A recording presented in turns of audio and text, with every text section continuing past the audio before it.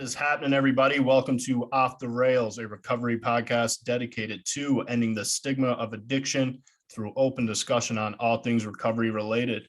My name is Mark, and today we have Dave with me. Dave's going to introduce our special guest today. Yeah, we're real excited to have our next guest on today. This gentleman is a podcaster. He's an author. He's been sober since 2016. And, he's really spending a lot of time these days sharing his story and trying to help others stay sober. So we have on Kenneth Watson. It's a pleasure.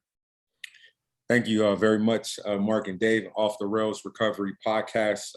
It's definitely a pleasure to be on, be able to share my story, and hopefully be able to impact and help others to, reach this point that I've been in my life. Awesome, Kenneth. Thank you so much for joining us. Most of the times we just kind of get our guests to take us through their life story. Myself and Dave will hop in and, ask some questions. So let's get started, I guess. Let's talk about where you were born. I was actually born here in Florida, Jacksonville, Florida, in 1979. But I actually left Jacksonville 4 months later. So I left in 79 and I came back in 2019. But my dad was in the Navy, so we traveled, went from Connecticut to San Diego. And that's pretty much where I spent most of my childhood. My dad was was an alcoholic, so I witnessed that at a young age. The very first time that I had a drink was when I was about 5 years old. My dad would be like, Junior, go to the refrigerator and get a beer. And he knew that I liked to open up the beer. So in the time from going from the kitchen to the den, I'd take a couple sips. And that pretty much, I was an athlete. I played baseball, basketball, and football all the way up until my senior year in high school. I was one of those kids that, it was fun. When you're in high school, you're an athlete and alcohol is there. Friday nights, you want to, after the game, win or lose, you drink. And so it kind of started then, but the very first time I ever got drunk, I was 12. And I didn't really run into a lot of problems with alcohol until I would say right after I graduated college. And I went to college in Minnesota, right outside of Minneapolis and St. Paul in a city called St. Cloud. And they're known for hockey. I don't know if you guys are familiar with St. Cloud State. And I went there for 2 years after we left California, because when I was kind of take a couple steps back, I partied in San Diego. Tijuana, Mexico was 15 minutes from my house. So we were, matter of fact, I started going in high school. And so I got the taste of alcohol then, the party scene, but I wasn't really a person who had to drink every single day. And that didn't pick up until after, I would probably say, probably like 2005 is when I started to pick it up. And by this time I had moved to Arizona. So I've moved around, went to college in Atlanta, Georgia at some point, San Diego, Minnesota. And when I moved to Arizona, I started hanging out with my brother and his friends, and I wasn't working. So it was kind of like, okay, they get off work, I go meet up with them, and then we're drinking, we're smoking. And I didn't realize that, okay, these guys are veterans in the game. I'm just this rookie that's starting out. Before I even came back to Arizona, I was drinking MGDs, and they were drinking malt liquor and all the 10% alcohol and stuff like that. And so I started, picking it up. I was depressed, have a bachelor's degree and couldn't find work.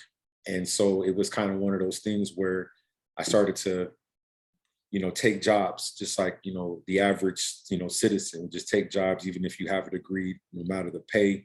And I developed a problem in the process. And so for the next like 3 years, it was a dark period. And so I drank more than I went to work. needless to say.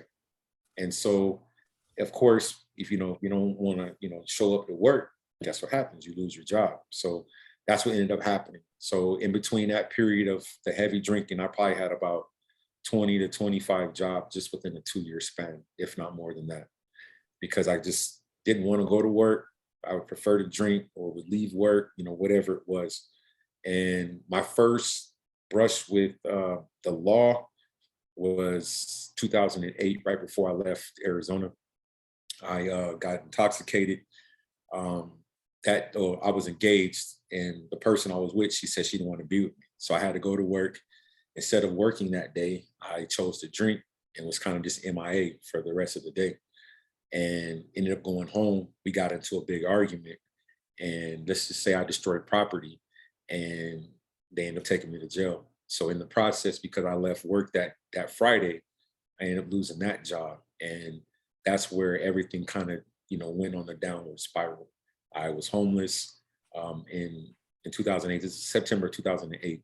So basically, I was homeless, bouncing from family members' house to family members' houses for the next like 9 months before I joined the Army. And so I joined the Army in 2009 because I didn't have anything. I was literally living out of a suitcase, wearing my father's clothes. And so it was like I had no choice. It was like guaranteed paycheck, first and 15th guaranteed, medical, housing. I had no choice. And with the military, same thing. The culture, I don't know how you guys are familiar with the US military, but it's almost like they want you to do your job, but when you're not working, go ahead and drink. And they encourage it. They'll talk about it in safety briefings. And so I was still dealing with demons before joining the Army, and it more or less carried over. And so with it carrying over, it affected my job performance. I would be late to work. I show up to work still smelling of alcohol. And it was a bad experience. But I know that if I wasn't drinking, I would probably still be in the Army today. But I'm better today because I walked away from it. But yeah, I was in the Army. I served for 6 years. In between that time, I got married. That was the worst situation I probably could have ever gotten in. And I got injured in, I think what year was that? 2011. But it took a couple years. I had 4 surgeries on my Achilles, and I finally got out. And when I got out the Army, it was, I got out on a medical, August of 2015. And I knew the day I signed out the military that the marriage that I was in was only going to last another year. And it didn't even last that year. And so it was just me trying to find a job. I wanted to go to grad school, but I didn't. Eventually I did a couple years later, but at that point I didn't do it. But I tried to work. I just wasn't capable of working because I wanted to drink. That was my main focus. And so I did that for roughly about a year. I got sick. I was in the hospital at one point with a pancreatitis. I don't know if you guys are familiar with that. And I don't wish that upon anybody. That's one of the worst feelings you can have in your stomach. And I finally just one day after our lease was up, I was homeless in Phoenix, the Phoenix Rescue Mission for 45 days. And that's when I realized, okay, I need to leave Phoenix and get better. And so I went to Minnesota. And so I ended up going to rehab, and I haven't looked back. As you mentioned, November 15th of 2016 is pretty much when I just surrendered and was like, this is the only thing I can do. And, and I'm sober today because of it. So I'll stop there because I don't know if I'm, cut off some of y'all questions or anything. So No, that was awesome.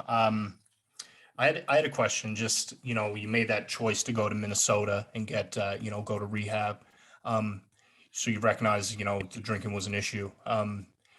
Did you know prior to that it was an issue for you? Yes, yeah, because I did rehab in my very first rehab stint was that year I got arrested in 2008. Okay. But I did that just not in the military. And that one was in Minneapolis. And I did that one. Obviously, the next day the same day I got out of rehab, I was back drinking. And then I got sent to rehab when I was in the Army in 2014. Same thing happened when I flew back from Virginia. The next day I was drinking. So I didn't learn. But this time I knew it was more or less because I had health issues. I found out I had diabetes. My blood pressure was sky high.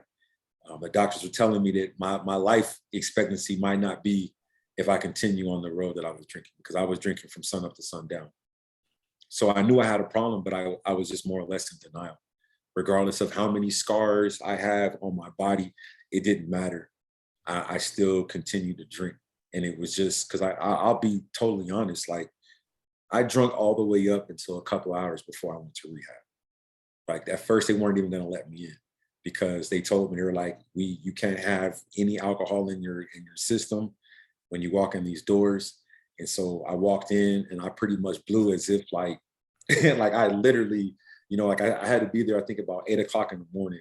And I probably stopped drinking that night, probably about 3 a.m.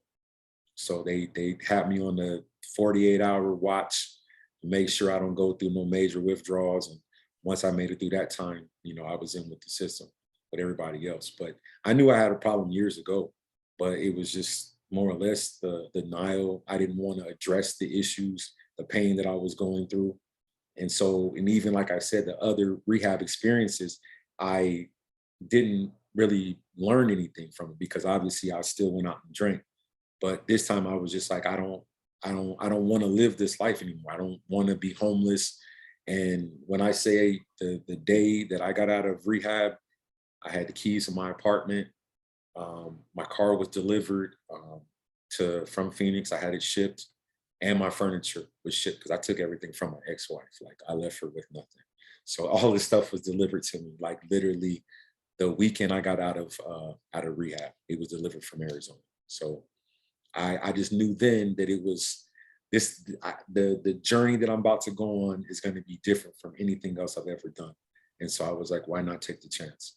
And I mean, before, without even really going all the way through it, but I got my master's degree, studied in South Africa. I've traveled throughout the US, still traveling as we speak. And this is, you know, now I'm, being an advocate for sobriety. But yeah, go ahead. I'm sorry, I'm on a tangent, my bad. No, it's all good. I was curious about more your childhood as well with, you're speaking about your father being an alcoholic. How many siblings do you have? You have your brother who's 10 years older. Yes. Oh, I'm sorry. I have 2 brothers and 2 sisters, and I'm the youngest. My oldest brother is 11 years older than me. And then the next brother is 10. My sister's 9 years younger, 9 years older. And then my sister is 3 years older than me. You would see a lot of that growing up as well, like being the youngest. You just kind of think I'm the youngest of 5, so I can kind of relate to, you kind of see, your older siblings or you're hanging out with older people and you just kind of think that's what you do, right? You hang out and drink. And so did you, like early on, I know you said you recognized you had a problem, but early on, did you do a lot of just, comparing maybe like, I don't have an issue. This is kind of what you do. You kind of hang out and drink, and you said you had your degree and everything, right? So you're doing well with your education and that kind of stuff. But not to cut you off, like my dad, like he worked hard. Like I said, but when it came to the weekends, he would buy whatever he drank, and then we had an old wall unit with a stereo system. And so he would just turn up the volume and it would just be one thing. It would probably start at like 8 o'clock at night and it would probably go on to like 2, 3 o'clock in the morning. And the shore patrol, which is like the military police, would come to the house. We'd get a complaint from the neighbors because we lived like in a kind of like it was like a U shape, but it was like maybe 10 families in that lived in that area. And but this was on a regular basis. So I'm seeing this. And of course, it would be late at night. So at this time I might have been like 4, 5, 6 years old.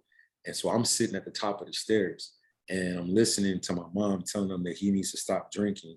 And, we need to go to bed. The kids need to sleep, this and this and that. But he's not caring. He's more focused on continuing the drinking. As far as like my, seeing my brothers drink, I didn't necessarily see that in them until I was about 25. Because like I said, once they turned 18, both my brothers, one brother was in the Air Force, he left at 18. The other brother was in the Army and he fought in Desert Storm. So they weren't at home. So when I was growing up, going through my teenage years, I didn't really have anybody that was really at home except for my sister, because we were close in age. But when she turned 18, she was gone. I was the only child that stayed. I stayed at home until I was like 23.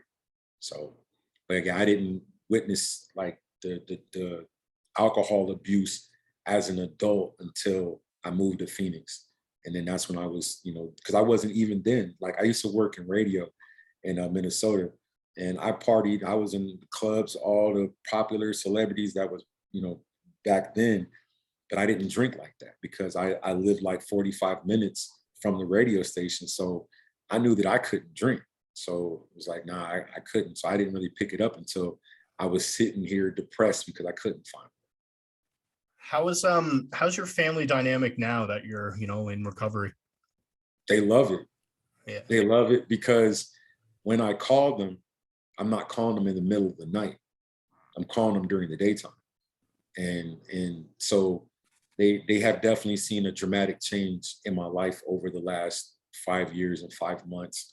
I've been able to, move out of Minnesota, and I've been in Florida now almost 3 years. And just the growth that they've seen me here, and the independence, because I had to prove it to myself that even though I am 42, I turned 40 when I got here, but that I could, survive without my family and be able to do it, because I'm going to be by myself at some point. So it was good. But I think that they know when we have like family get-togethers, they know that I don't drink. They know not to come up to me when they're intoxicated. So it's definitely a different level of respect. That's great. When it comes to the military as well, I'm curious. You said they kind of encourage that that drinking in the downtime. Have you talked to anyone from the Army that's maybe over the last few years? Has that shifted? Has that culture changed a bit in speaking with people, or? I haven't. I've talked to. Well, I keep in contact with a lot of people I've been out now almost 6 years. It'll be 6 years in August, and I still keep in contact with. I had 2 duty stations, one in North Carolina and one in Texas. I keep in contact with a lot of the people that I worked with, and as far as like new people, I would say from just off of like my posts, when I do talk about the drinking culture, they still say that. And it's not just in the Army, it's the Air Force, it's the Navy, it's the Marines. It's just one of those things. It's like, I don't know, one of the when I was in North Carolina, there was like a liquor store, you might as well want to call it. And they made like $1 million in like one day in alcohol sales, just one little small store. So you have all the personnel in the military active duty, and then you have the retirees and the veterans that all came to this one store because there's no tax. You can get the alcohol for a very cheap price. And so that's with everybody. But I would say the culture itself, it will never change. It's not going to change. The only time that you can't get alcohol is when you're deployed, but they find a way over there to get it too. And this is just not lower rank. It's senior people as well. Kenneth, you mentioned your time at Rehab. How was detoxing? Or how was that experience for you? This last time, or going to an actual detox? Ooh, those are both good stories, I think. Detox, horrible. That sucked. Yeah. I've been to detox twice. In Minnesota. I'm sorry. Detox once in Minnesota and then detox in Phoenix. The one in Minnesota, it wasn't that bad. It was kind of a funny story. But they, it was cool. I was on the 72-hour hold.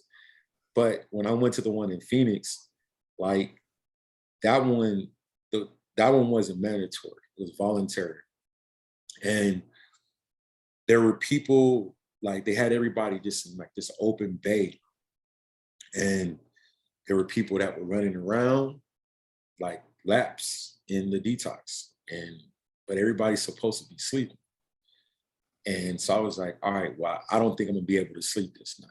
So the very next morning, I told them I want out of here. They're like, but I said, but no. I said, I don't care what you guys say. And I was like, I wasn't, not to say it in a negative way, but I'm like, this ain't me. Like the stuff I'm seeing in here, this is not me. But it was more or less, it was forced by my family. So from the detox, I went to the homeless shelter, as I mentioned, Phoenix Rescue Mission. My brother, my oldest brother, he's in the church, and he was like, yeah, you should go there. I'm like, all right, it's a rehab. That wasn't a rehab. It was an organization that collects money, and it's just it's all based on numbers. And so that experience, because before I got sober, this time I was sober about 45 days, minus the 2 weeks before I went to rehab. I would say that the rehab experience this last time was the best one. And the reason why I say that is because I had a plan. I knew exactly the things that I needed to do once I get out of the rehab facility. I was thinking like, okay, where am I going to live? Where am I going to go as far as my medical treatment and things of that such. And the program itself, it helped me. That's where the 12 Faces of Sober came from. It was from one of the classes where, they ask you like, how, what is your emotion for the day, or what is your type of face? So you have to go in there and be like happy face, sad face, or whatever. So that's where the 12 Faces of Sober came from. But it was cool because I was able to get the necessary treatment as far as my health. And, I started getting on the medication for my diabetes.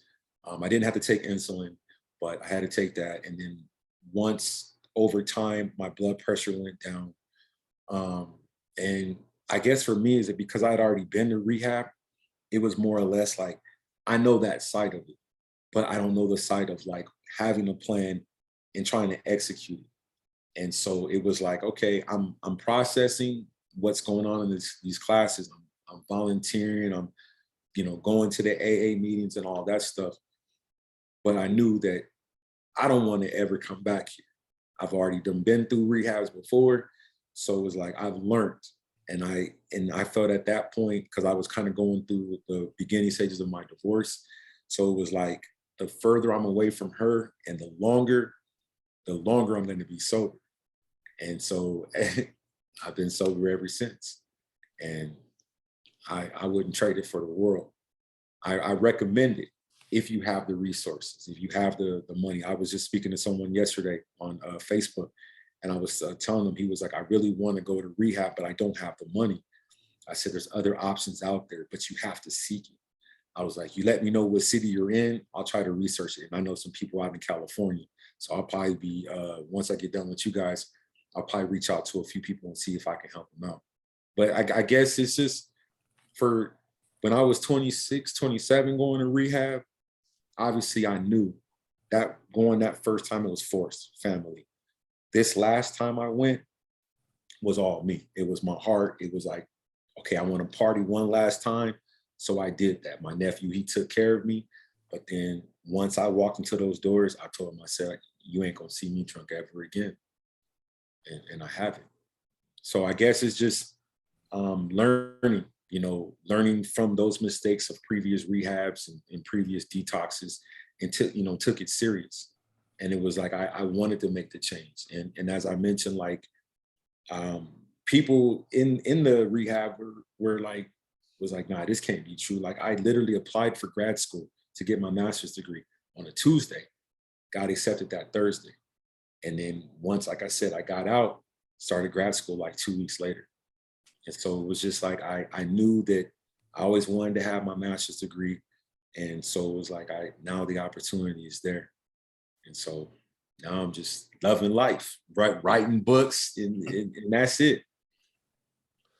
Your book, the 12 Faces of Sober, was that you decided to write that? Was that something you felt you needed to kind of get out there as part of your recovery process, or you just wanted to kind of share, open up and share to people and help people with your story? It was actually the students of St. Cloud State University. I was in I was more or less like a volunteer, and I did like I was going. It was a multicultural student services, and basically my old advisor from my undergrad, because I went to that university in 2003, and then I came back in 2017 to get the master's degree. And so he was like, yeah, I want you to be more or less a mentor to these students and talk to them. And so that's what I did. So it was like, people were like, man, you're 37. Why are you in school? I said, so I would go into my story about my past drinking, how, I just got out of rehab, and, I wanted to not go to work. I wanted to just put my mind on something else. And I knew the school would keep me busy, because I knew that if I was drinking, I wouldn't be able to focus, because I had already tried to go to grad school in Texas in 2014. And I was too busy doing Army life and drinking. And so I more or less, the students told me, it was like, you know what, you need to write a book. It was like, this story that you're telling me is like amazing. And the crazy part about it, when I first had, decided to write it, the book was still writing itself, because I was, early in recovery. And at first I was only going to do the first year. And then I ended up doing the first 2 years of my sobriety. And, how the different things that's happened to me since getting sober. And, even going back into my past, I talk about my 2 engagements, my marriage. I talk about the current relationship that I'm in right now, and the trust of my family, the same thing. But the book, because I have a couple other books that I'm doing, but I told people that a fraction, like there are some of the chapters in the book that can be its own book. And so I was like, okay, eventually I'll do that. And so that's where the next ones are coming. But I just felt like this kind of, I needed to put something on paper, and I put it out the best way possible, not knowing I'm not an author. I could not stand writing papers in college. So to do it was like, it was a good thing. And I know that, okay, this is something that I will forever have, is that my story, the beginning stages of my journey, how I went from, going from rehab to 2 months later being in South Africa on a free trip. Like, the government paid for that trip. I don't know how much it was. And they put $3,000 in my pocket just to go. So it was like, okay, things are starting to kind of pan out. So I was like, okay, I'm not used to the sober life. So it was like, all right, so let me just sit down. But I didn't write it until I think I started writing, I think it was June of 2019, right before I moved to Florida. I started writing it, and then I completed it July 31st of 2020. So yeah, it was just something to kind of help people. And because I'm a veteran, that people be able to relate to it. I'm a victim of domestic violence. So there's different facets within the story that, like, I know people can be like, hey, I know I went through it, or they know somebody personally that have had those experiences. That is awesome, man. On like a day-to-day level, what kind of recovery tools do you use? Recovery tools. Most of the time now, I'm just by myself. So I usually just, I don't work. I haven't worked since 2015. So now it's more or less a focusing on the brand. And, of 12 Faces of Sober, can I make a video that might bring a smile on somebody's face? Is it something informative? Setting up podcast interviews, reaching out to people for podcast interviews, because, I love to share my story, but I would rather hear others. So, trying to perfect that craft and being online. I have a sponsor I reach out to, I would probably say once, uh, give or take once or twice a week, depending on what's going on. She's 85 from Luxembourg. And I love her to death. And she has been, been trying to get me to stop drinking since 2008. And so because she's known me since then, she knows my patterns in terms of if I'm struggling. And if she doesn't contact me that day, she'll contact me within 24 hours. I talk to my mom every day. As I mentioned, I used to only call her when I was drunk at night. Now I call her in the morning. We will talk everything from politics to history to everything. And I talk to my dad. I didn't mention that, but there was a point throughout my drinking that the relationship with my father was strained. And even during the time that I've been sober, it's been strained. So, we're working on it. But, you got two former alcoholics that at some point grew up together and have had bad moments with alcohol. And so, working on that, building the relationships that may have been severed when I was drinking. I go for walks. My lady, she has a traveling job. She's a traveling social worker.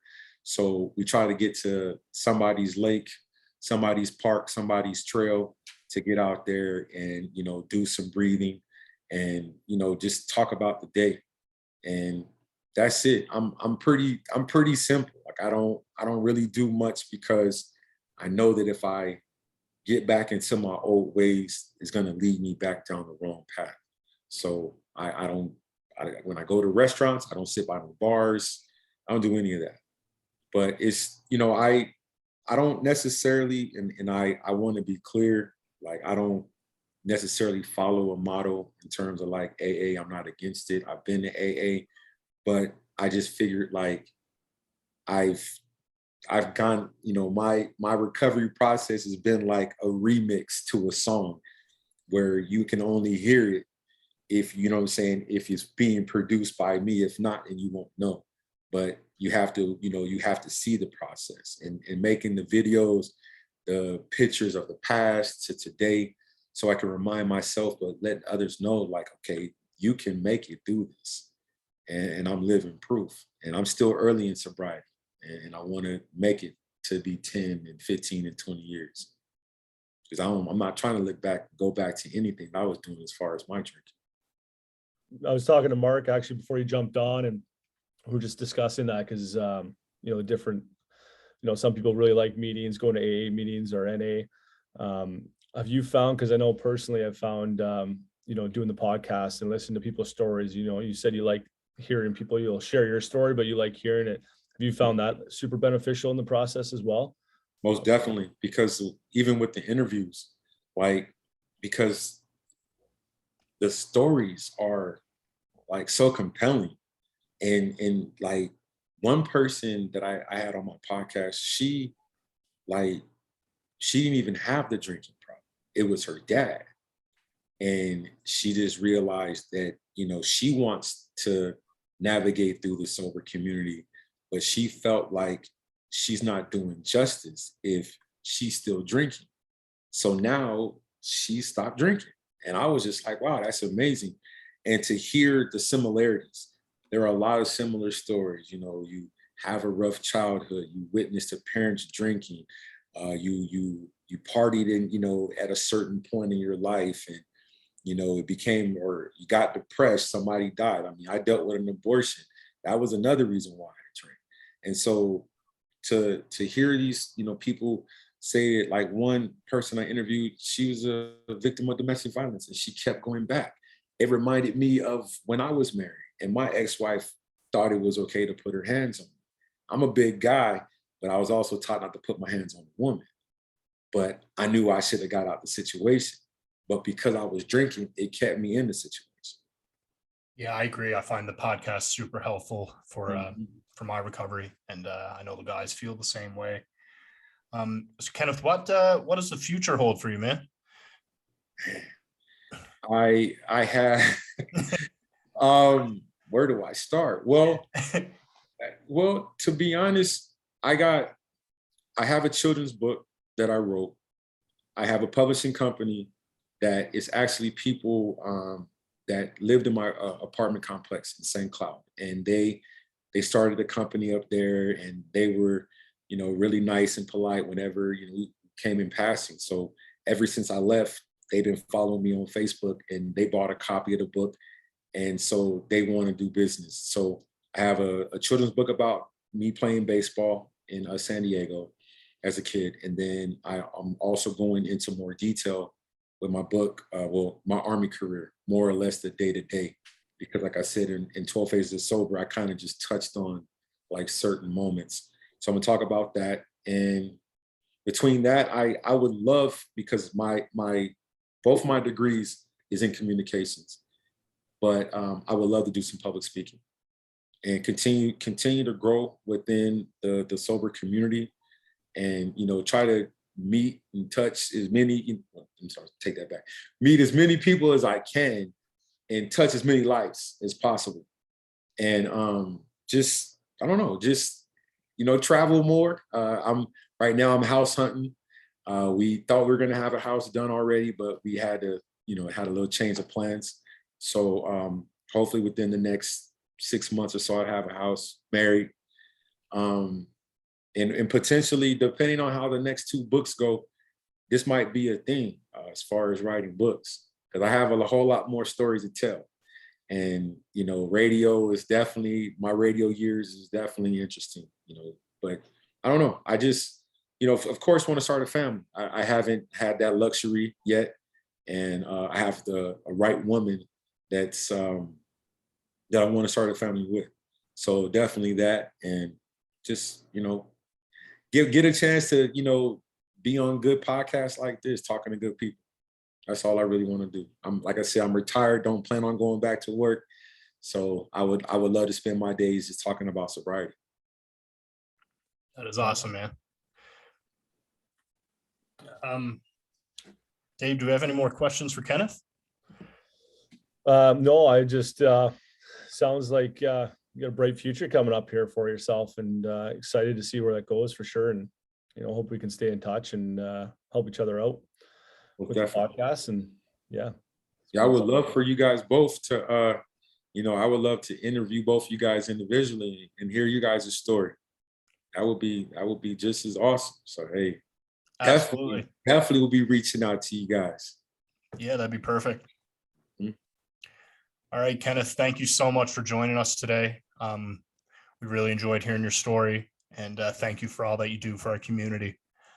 Guys, if you or someone is struggling with addiction, reach out and ask for help. Thank you very much for listening.